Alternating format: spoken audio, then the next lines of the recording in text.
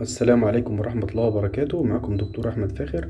إن شاء الله النهاردة جايب لكم فيديو جميل هنوضح فيه يعني إيه خشونة مفاصل ويعني إيه خشونة الركبة. زي ما إحنا شايفين إن الخشونة ممكن تصيب أي مفصل في الجسم زي ما حضراتكم شايفين، وبالأخص طبعا مفصل الركبة لأنه أكبر مفصل في الجسم. ده شكل المفصل الطبيعي بتاعنا، بيتكون من ادي عظمة الفخذ وادي عظمة الساق والعظمة الصغيرة اللي احنا بنسميها الصابونة، ومحاوط بينهم الغشاء السينوفي اللي بيفرز سائل اسمه الهيالورونيك اسيد، والسائل دوت لزج وهو بيسهل حركة المفصل على بعض. ادي شايفين الغشاء السينوفي شكله جميل ازاي. ادي طبعا في نهاية عظمة الفخذ او عظمة الساق في الغضروف. ده الغضروف اللي بيسمح بحركة المفصل في جميع الاتجاهات اللي احنا عايزينها بدون ألم، لأن احتكاك الغضروف مع الغضروف ما بيعملش وجع. شايفين النعومة والجمال ازاي، شكله ناعم، شكله جميل، في السائل موجود بيسهل الحركة، مفيش أي وجع خالص ممكن يحصل في المفصل الطبيعي دوت. طيب، لما بيحصل خشونة ايه اللي بيتأثر؟ اللي بيتأثر كل حاجة في المفصل، عندنا العظم والغضروف، ويبدأ السائل اللي هو الهيالورونيك اسيد دوت يبدأ يقل. زي ما احنا شايفين دي المرحلة الأولى من الخشونة، بدأ يحصل زي تشققات في الغضروف اهو، تشققات أو كراكس في الغضروف بدأت تظهر واضحة قدامنا تماما، والمنظر اللزج واللامع والجميل بدأ يختفي وبدأ يظهر معنا تشققات. مع الإثارة الكاملة بيبدأ يظهر زي اللي هي الأوستيوفايتس أو ما يسمى بالنتوءات العظمية، بدأت تظهر اهيت. تمام، بدأت تظهر معانا، ده في المرحلة الأولى. هنشوف ايه اللي هيحصل بعد كده في المفصل. طبعا في المرحلة دي لو بدأنا نعمل ان احنا نقلل وزننا ونعمل التمارين الرياضية مع علاج البلازما بتبدأ الدنيا تتحسن. شايفين بقى في المرحلة اللي بعد كده ما بقتش تشققات، لا ده بدأت قرح في الغضروف، قرح جامدة اهوت، والسائل الجيلاتيني بدأ يقل جامد، وبدأت النتوءات العظمية برضو عددها بدأت تزيد. شايفين حضراتكم اهو، دي النتوءات العظمية اهوت.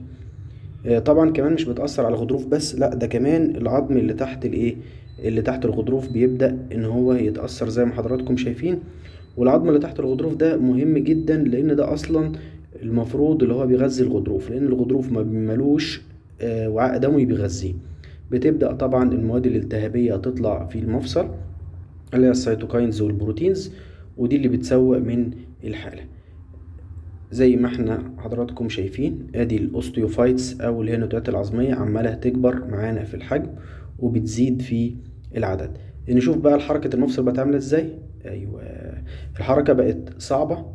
تمام، الحركه بقت مؤلمه لان معانا في عظم بيحتك مع عظم زي ما احنا شايفين كده، بالاضافه ان برضو ان الغضروف بدأ يحصل فيه تقرحات والعظم دوت ايه بيتاكل. في المرحله دي طبعا لازم نخس، لازم نعمل تمارين، لازم ناخد حاجات لتسكين الالم، وناخد حقن اللي هي الزيت او الهيالورونيك اسيد. شايفين بقى الموضوع بيسوء ازاي. الغضروف من مساحه الغضروف اللي اتاكلت كبرت، مساحه الاوستيوفايتس او اللي هي النتوءات العظميه بدأت تزيد، بدأت حركه المفصل تبقى اصعب، بدأ السائل الجيلاتيني اللي موجود يقل جدا جدا. الحركة كل حركة هتبدأ بقى تزيد معانا بوجع. ودي معانا اللي هي المواد الالتهابية الضارة زي السيتوكاينز بدأت تطلع في المفصل وبتزود من الموضوع أكتر. هنشوف بقى في المرحلة اللي بعد كده ما بقاش فيه غضروف خالص، ما بقاش فيه غضروف خالص. بدأت الحركة تبقى صعبة جدا، النتوءات العظمية زادت بشدة، أكن المفصل بقى عظم على عظم. أنا هوقف لكم الصورة دي عشان نشوفها ونتأملها. ادي يا جماعة المفصل بعد ما يوصل للمرحلة الرابعة او اللي هي المرحلة المتأخرة من خشونة مفصل الركبة.